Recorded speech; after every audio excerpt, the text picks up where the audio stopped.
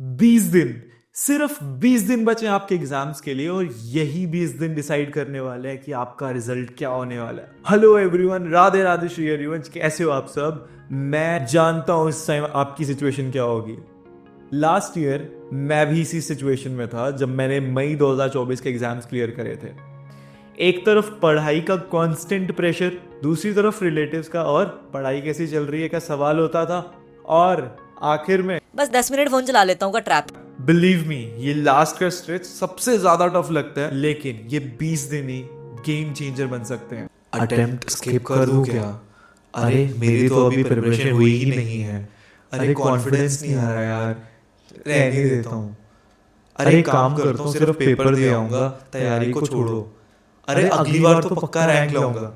यही सब थॉट्स आ रहे हैं ना दिमाग में, मुझे भी आए थे, सबको आते हैं। लेकिन एक चीज मैं जरूर कहना चाहूंगा कि इन दिनों जिसने मेहनत कर ली, इन दिनों जिसने स्ट्रेटेजिकली अपनी प्रिपरेशन करी है, मैं आपको लिख के दे सकता हूं कि उसका रिजल्ट सक्सेसफुल आएगा ही। किसी ने पूरे साल मेहनत करी और लास्ट के इन दिनों मेहनत नहीं करी, उसके चांसेस ड्रास्टिकली गिर जाएंगे क्लियर करने के।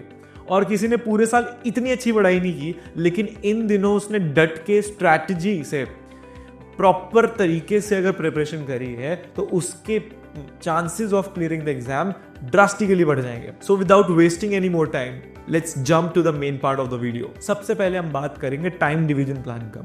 सो अगर हम आज से बात करें तो हर सब्जेक्ट में ऑलमोस्ट आपके पास 3 से 3.5 दिन हैं।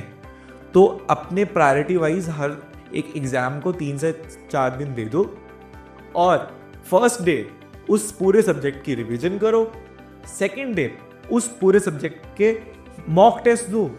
मॉक टेस्ट एक नहीं, कम से कम 2-3 मॉक टेस्ट तो देने ही हैं। इससे आपकी फ्लुएंसी शार्प होगी। और ज़रूरी नहीं है कि आपको सेकेंड डे ही देना, आप फर्स्ट डे में अच्छे से रिवीजन करो, हाफ डे या लगा लो 7-8 घंटे लगा के। एक मॉक टेस्ट आप फर्स्ट डे ही दे दो, सेकेंड थर्ड कोशिश करो कि 2-3 मॉक टेस्ट अगले दिन दे दो। इससे क्या होगा ना, आप, क्योंकि यार एक चीज़ बताऊंगा, अगर आप एक मॉक टेस्ट देने की हालत में हो ना, उसी रिवीजन के साथ आप 2-3 मॉक टेस्ट दे सकते हो एक ही साथ। एंड देन थर्ड डे में आप उसको एनालाइज करो, प्लस आरटीबी सॉल्व करो, जो ICAI एग्जाम से पहले इशू करता है। बिलीव मी, हद से ज़्यादा पेपर उसमें से आता है। बहुत क्वेश्चंस आपको दिखेंगे जो बहुत टफ होते हैं, वो एक्चुअली RTP में से उठाए होते हैं। तो कहीं ना कहीं मुझे ऐसा लगता है कि ICAI आपको हिंट देता है एग्जाम से पहले कि बी प्रिपेयर्ड, ऐसा कोई क्वेश्चन आ सकता है। तो हर एग्जाम में हमें देखने को मिलता है कि RTP में से सेम पैटर्न का 1 या 2 या 3 क्वेश्चन आए ही होते हैं। तो जब हमारे सामने हमें लड्डू परोसे जा रहे हैं तो हम क्यों ना खाएं भाई। तो प्लीज़ RTPs को सॉल्व करो, और RTPs की स्पेशल वीडियोस भी आती है हर फैकल्टी की, तो प्लीज़ वो वीडियोस को साथ में लगाओ, साथ में सॉल्व करो और कॉन्फिडेंस लो कि हाँ, अगर मुझे RTP सॉल्व करना आती है तो मैं एग्जाम भी कर लूंगा। एंड इफ आपका प्रिपरेशन एक जैसा नहीं है, कुछ सब्जेक्ट का बहुत अच्छा हुआ, कुछ का नहीं हुआ, तो उस हिसाब से प्रायोरिटी दे दो। जैसे अगर किसी का बहुत अच्छा आपका हो रखा है तो उसमें आप 1.5 से 2 दिन दे सकते हो, और जिसमें नहीं हो उसमें 4 दिन डिवोट कर दो। प्लस मैं ये बताना चाहूंगा कि कोई भी नया टॉपिक इस समय तो मत उठाना, बट हाँ, अगर कोई ऐसा टॉपिक आपको दिख रहा है जिसकी लेंथ छोटी है लेकिन वेटेज बहुत है, तो आप उसे कर सकते हो, बट थोड़ा सा दिमाग लगा के उसमें उलझ मत जाना। Rather than that I will suggest you कि प्लीज जो टॉपिक अच्छे से आते हैं उसे और पक्का कर लो, कि अगर इसमें से 10 नंबर का 20 नंबर का क्वेश्चन आना है ना, तो वो आए। ऐसा ना हो कि उसमें से फिर मैं हाफ नंबर ही ले पा रहा हूँ, राइट। रही बात फाउंडेशन के बच्चों के लिए, तो उनके तो एग्जाम्स में भी ज़्यादा अभी वक्त है, कुछ दिन ज़्यादा लगा लो, और उनके एग्जाम्स भी कम हैं कंपैरेटिवली इंटरमीडिएट और फाइनल से। सो आप लोग अपनी एक प्रिपरेशन विंडो बढ़ा सकते हो और इसे उसके अकॉर्डिंगली इम्प्रोवाइज कर सकते हो। बट मैं ये प्लीज़ गोल्डन मेरी एक एडवाइस मान लेना, MTP RTP सॉल्व करना ये बहुत हेल्प करता है, गोल्डन रूल। सो ये स्ट्रैटेजी मेजरली CA इंटरमीडिएट वालों के लिए मैं कहूँगा, और CA फाइनलिस्ट के लिए भी, क्योंकि ग्रुप सिस्टम है दोनों एग्जाम्स में। I realised one thing and that is, पहले एक ग्रुप सॉलिड करो। अगर आप बोथ ग्रुप अटेम्प्ट देने जा रहे हो तो अपने प्रिपरेशन में मेक श्योर कि आपकी प्रिपरेशन ग्रुप वाइज हो रही है। अगर आपने ऐसा किया ना कि इस ग्रुप में से ये 2 पेपर स्ट्रॉन्ग कर लेता हूँ और इसके बाद सीधा अगले ग्रुप का मैं 1 पेपर पढ़ लेता हूँ, इससे आपके एग्रीगेट लाने के चांसेस बहुत गिर सकते हैं। और इसकी वजह से जो आपका ग्रुप क्लियर भी होना था वो अटक जाएगा और इवेंचुअली आपका कुछ भी क्लियर नहीं होगा। सो जो लास्ट डेज में मैं आपको सजेस्ट करना चाहूंगा, प्लीज इतनी क्लैरिटी ले आओ कि पहले एक ग्रुप पूरा डन करो, पूरा आई मीन पूरा।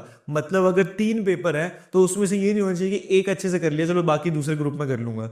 मैं बता रहा हूं यही गलती आपकी जो आपको ले डूबेगी। सो आपको पहला एक ग्रुप पहले कंप्लीट करना है। ये जैसे आपको कॉन्फिडेंस आ जाए कि हाँ भाई ये ग्रुप तो मेरा क्लियर हो जाएगा, चाहे वो ग्रुप 1 हो या चाहे ग्रुप 2 हो, जैसे ही कॉन्फिडेंस आपको आ जाता है आप ग्रुप 2 की प्रिपरेशन में उतर आओ, ठीक है। बट पहले एक ग्रुप कर लो फिर दूसरे ग्रुप की प्रिपरेशन में जाना, क्योंकि इन आखिरी दिनों में ना हार्ड वर्क से ज्यादा स्मार्ट वर्क काम आता है। Section 2, mock tests and RTP strategy. अब बात करते हैं सबसे पावरफुल वेपन का, and that is mock test. Believe me, जिसने सिर्फ प्रिपरेशन करी और मॉक टेस्ट अटेम्प्ट नहीं करे, मैं आपको कॉन्फिडेंस से बता सकता हूँ, अपने इतने एक्सपीरियंस से, अपने दोस्तों से बात करके, इतनी वीडियोस के निष्कर्ष में आपको बता सकता हूँ, उस इंसान की एग्जाम हॉल में एफिशिएंसी निकल ही नहीं सकती। और जिस इंसान ने प्रिपरेशन थोड़ी सी स्लाइटली कम करी होगी उसके कंपैरिजन में, लेकिन उसने मॉक टेस्ट बहुत ज्यादा दिए हैं, मैं आपको बता रहा हूँ वो बंदा इतना अच्छा परफॉर्म कर सकता है उसके कंपैरिजन में। क्यों? क्योंकि जो एटमॉस्फेयर है ना, जो एग्जाम राइटिंग एटमॉस्फेयर होता है ना, वो बहुत अलग होता है अपने घर से, अपने स्टडी रूम से। वहाँ की एंजाइटी, वहाँ के टाइम मैनेजमेंट, वहाँ का mindset is all together a different scenario. So mock test attempt दो, attempt as many mock test as you can इन 20 दिनों में। और हाँ, मॉक टेस्ट को सिर्फ फॉर्मेलिटी के तौर पे मत लो, मॉक टेस्ट को पूरा एग्जाम एटमॉस्फेयर में अटेम्प्ट दो। प्रॉपर टाइम होना चाहिए, प्रॉपर कैलकुलेटर यूज होना चाहिए, प्रॉपर फेयर शीट यूज होनी चाहिए। मैं आपको अपनी बात बताता हूँ, मैंने अपने मॉक टेस्ट, पता है, इवन स्पीकर पे पीछे कैलकुलेटर, यूट्यूब पे ना कैलकुलेटर नॉइस आती है, मैंने वो लगा के करी थी। मैंने किसी तो ऑल इंडिया रैंकर का इंटरव्यू सुना था, उन्होंने भी ये स्ट्रैटेजी अपनाई थी। एंड बिलीव मी, ये इतना अच्छा काम करता है, क्योंकि जब हम एग्जाम हॉल में होते हैं ना, तो वहाँ पे जब हम फोकस करने की कोशिश करते हैं और साथ वाले लोग कैलकुलेटर की आवाज़ करते हैं ना, आपका उससे भी दिमाग खराब होता है। आप आधी चीज़ें सोच ही नहीं पाते, आप फोकस कंसंट्रेट ही नहीं कर पाते हो। सो प्लीज़ अपने आप को पहले ही उस चीज़ में ढाल लो कि आपको ये चीज़ें फेस करनी पड़ेंगी। जब भी मॉक टेस्ट देने बैठो तो पीछे हल्का सा मोबाइल पे या स्पीकर पे हल्की सी कैलकुलेटर नॉइस डाल दो। यूट्यूब पे अवेलेबल मिल जाएगी आपको ऑडियो, तो 3 घंटे के लिए आप साथ में पीछे वो टक टक टक टक टक टक चलना चाहिए, क्योंकि एग्जाम हॉल में भी कॉन्स्टेंटली आवाज़ें आती रहती हैं। तो ये क्या है ना कि फिर एक टाइम पे आके हमारा माइंड उस पैटर्न को ऐसा पिकअप कर लेगा कि हमें फिर फर्क ही नहीं पड़ेगा उस नॉइज से, क्योंकि हम यूज टू हो गए होंगे। तो उसको यूज टू करने के लिए प्रैक्टिस करो। वीडियो को मैं ज़्यादा लंबा नहीं करूँगा क्योंकि ये टाइम बहुत क्रूशियल है हमारे लिए, ठीक है। तो मैं बस एंड में इतना बोलना चाहूँगा कि लास्ट मैंने बहुत बच्चों को ऐसे देखा है, आपको अभी लग रहा होगा आपकी प्रिपरेशन नहीं है, आपका पास नहीं होने वाला। बिलीव मी, मैंने बहुत बच्चों को देखा है जिन्होंने आखिरी के 1 महीने में 20 दिन की प्रिपरेशन से ही एग्जाम्स क्लियर करे हैं। हाँ, वो एक्स्ट्रॉर्डिनरी केस है, मैं नहीं बोल रहा कि आप ऐसे ही करो, बट क्योंकि अब हमारे हाथ में इतने ही दिन हैं, हु नोस कि आप उस एक्स्ट्रॉर्डिनरी केस में से एक हो।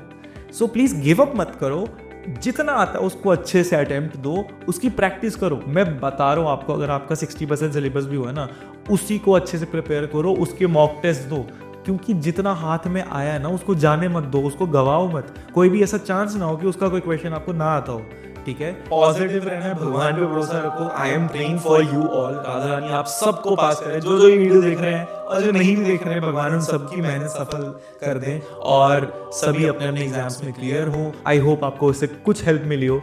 कुछ भी क्वेश्चन हो तो कमेंट्स में डाल देना, आई विल ट्राई कि मैं उनके आंसर आपको दे पाऊँ। बहुत अच्छा होने वाला है, मैं बता रहा हूँ, एग्जाम्स बहुत अच्छे आने वाले हैं। क्या बता, आप ये अटेम्प्ट स्किप करने जा रहे हो, इसी अटेम्प्ट में सबसे आसान क्वेश्चन है, तो प्लीज़ ऐसे ही होगा, पास तो आराम से हो जाओगे आप सब। तो प्लीज़ प्लीज़ प्लीज़ अच्छे से करो। Thank you so much for watching this video. Video अच्छी लगी तो please like, share, comment, subscribe to my channel. मिलते हैं जल्दी नई वीडियो में। राधे राधे, श्री हरिवंश।